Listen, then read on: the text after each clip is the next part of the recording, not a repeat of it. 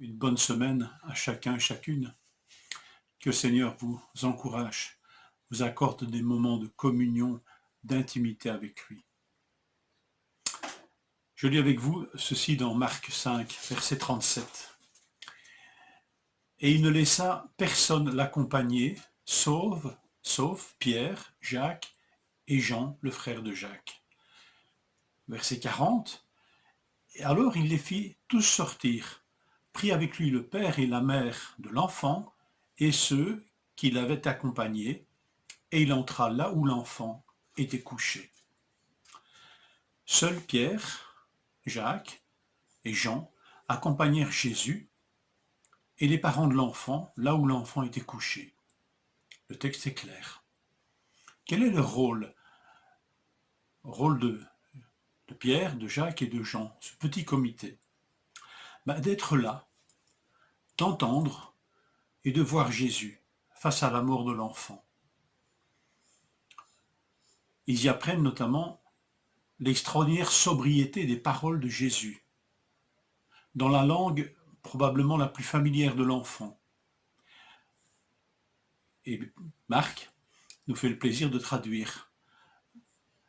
Jeune fille, lève-toi. Face à la mort, jeune fille, lève-toi. Et encore, ils écoutent et entendent cette parole de discrétion, que personne ne le sache. Et une parole encore de bienveillance. Donnez-lui à manger. Preuve qu'elle est bien vivante, comme Jésus en a donné la preuve en demandant lui-même à manger lorsqu'il fut ressuscité. Preuve aussi de cette sollicitude du Fils, du Père, de l'Esprit Saint. Tellement terre à terre et proche des besoins de l'homme. Donnez-lui à manger.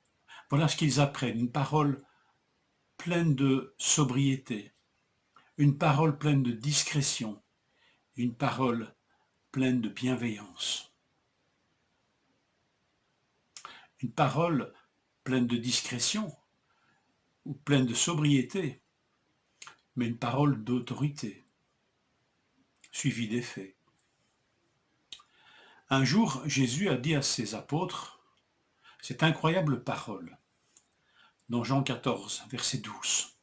En vérité, je vous le dis, celui qui croit en moi fera aussi les œuvres que je fais, et il en fera même de plus grandes, parce que je vais vers mon Père. Quelques années plus tard, Pierre, un des témoins de cette résurrection de la fille de Jairus, fut appelé pour une œuvre étonnante. Je lis ceci dans Acte 9, verset 36. Il y avait à Jaffa, parmi les disciples, une femme appelée Tabitha, ce qui signifie gazelle, Dorcas en grec. Elle faisait beaucoup de bien et donnait de son argent aux autres. Elle tomba malade à cette époque-là et mourut. Après l'avoir lavée, on la déposa dans une chambre à l'étage. Orlide est près de Jaffa. Et les disciples avaient appris que Pierre s'y trouvait. Ils envoyèrent donc 2 hommes vers lui pour le supplier de venir jusque chez eux sans tarder. Pierre se leva et partit avec eux. À son arrivée, on le conduisit dans la chambre à l'étage. Toutes les veuves l'entourèrent en pleurant et lui montrèrent toutes les robes et les manteaux que faisait Tabitha quand elle était avec elles. Pierre fit sortir tout le monde, se mit à genoux et pria. Puis se tourna vers le corps et dit « Tabitha, lève-toi ». Elle ouvrit les yeux et quand elle vit Pierre, elle s'assit. Il lui donna la main et la fit lever. Il appela ensuite les saints et les veuves et la leur présenta vivante. Cela fut connu de tout Jaffa et beaucoup crurent au Seigneur. Dans ce texte, nous voyons que Pierre a appris de son Seigneur, de son Maître, lors de la résurrection de la fille de Jairus.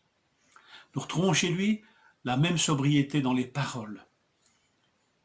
Tabitha, lève-toi, comme Jésus a dit, jeune fille, lève-toi. Rempli de discrète autorité, il ne fait pas ça pour la publicité, et Pierre fit sortir tout le monde, comme Jésus fit sortir tout le monde, là, dans la maison de Jairus, pour être seul avec les parents, les 3 apôtres et la jeune fille. Une parole aussi pleine de bienveillance, ou une attitude pleine de bienveillance.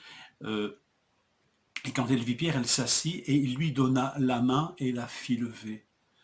Cette attitude bienveillante, la faire lever, l'aider à se lever. Un simple geste, mais qui montre toute la bienveillance que Pierre a apprise de son Seigneur. Et si Jaffa connut la chose, c'est pour que beaucoup croient au Seigneur. Cela fut connu de tout Jaffa, et beaucoup crurent au Seigneur. Comme le Fils attire toujours l'attention vers son Père, l'apôtre attire l'attention vers son Seigneur. Le disciple attire l'attention vers son Maître. Que le Seigneur puisse nous encourager par cette parole. Il nous forme vraiment pour des choses peut-être hors du commun. Que le Seigneur vous encourage et vous fortifie. Je vous souhaite une bonne journée.